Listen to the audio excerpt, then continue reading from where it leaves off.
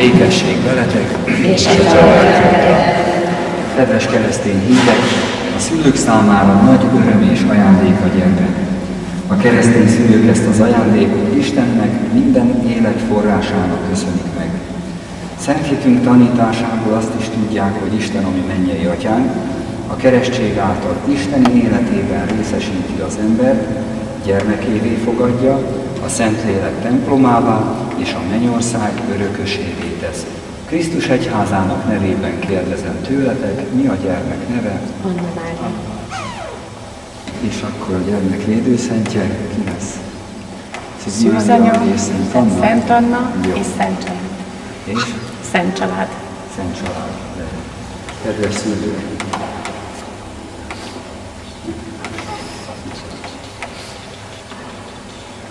Először is hálát adok az Úristennek minden olyan jó hírért, amikor hallom, hogy születik egy gyerek. Különösen, amikor a mi Fogyókis Kárpátaljai egyházunkban születik gyermek, az még nagyobb öröm. Különösen, amikor így, ilyen helyzetben születik egy gyerek, ez meg a legnagyobb öröm. Az gyermek elfogadása a Biblia tanítása szerint Jézus elfogadása.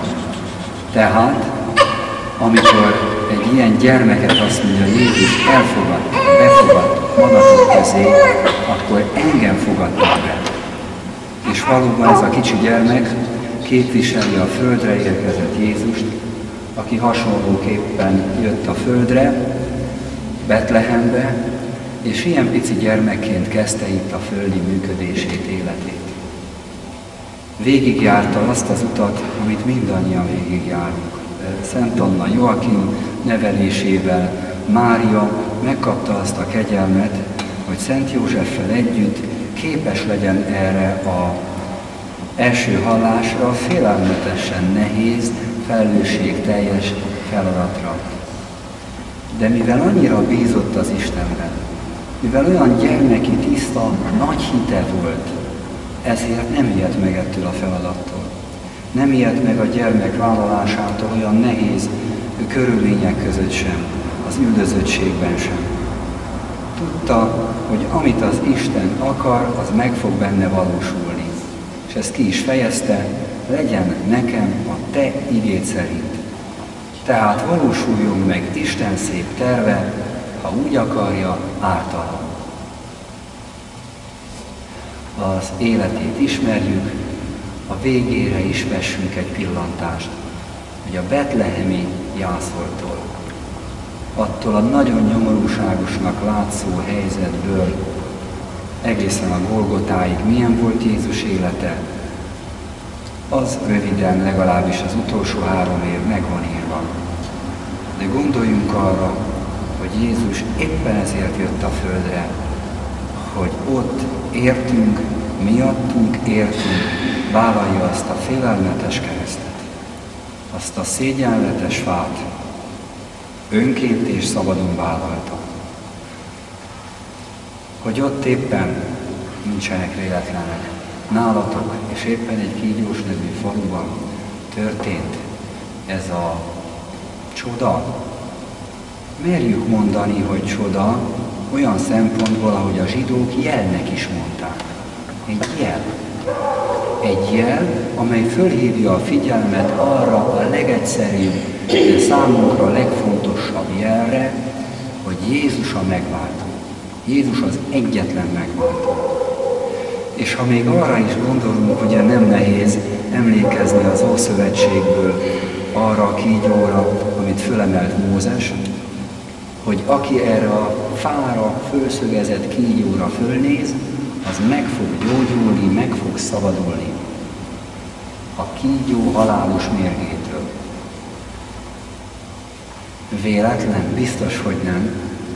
Amikor ez megtörténik, akkor tényleg mindenki megszabadul, aki hittel néz föl rám, mindenki megnyugodjon. És Jézus azt mondja, engem is így fognak fölszögezni a fára, engem is így fognak fölmagasztalni, magasra fölemelni, hogy mindaz, aki fölnéz erre a fára, a keresztre feszített Jézusra, aki hittel néz föl rá, az megszabadul, meggyógyul.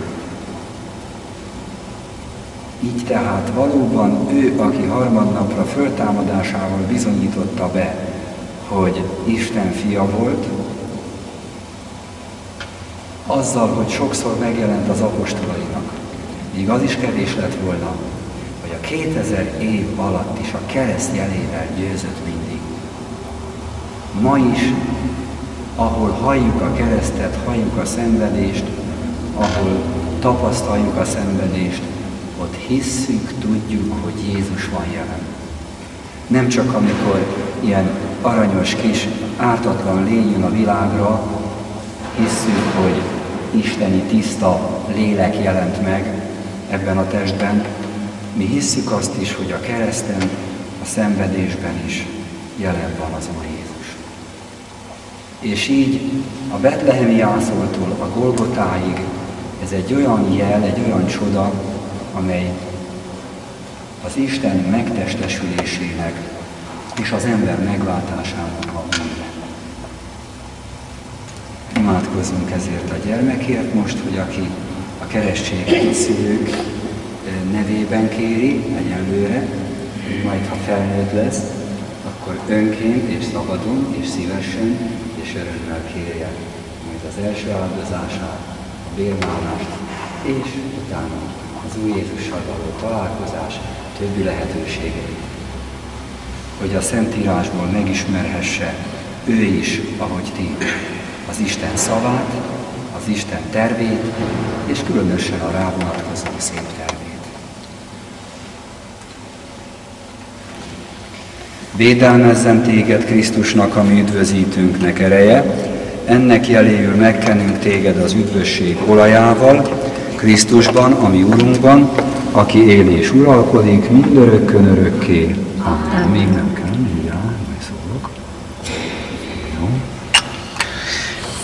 Imádkozzunk, kedves testvéreim, hogy a mindenható Atya Isten vízből és Szentlélekből új életet ajándékozzon ennek a gyermeknek. A lámpacskáját felemelni, a fejre. Anna Mária, én megkeresztellek téged az Atya, a Fiú és a Szentlélek nevében. Amen. Amen. Most le lehet egy kicsit törölni ezzel itt van ezen a kis kendővel. Csak éppen úgy, hogy ne csorogjon. Jó, ezt most vissza. Ezt nekem. Még egyszer jön az olaj, óvatosan. Megtisztít a bárány vére, boldog, aki megmossa benne köntösét. A mindenható Isten, ami Urunk Jézus Krisztus Atya, megszabadított téged a bűntől. Vízből és Szentlélekből új életet ajándékoz neked.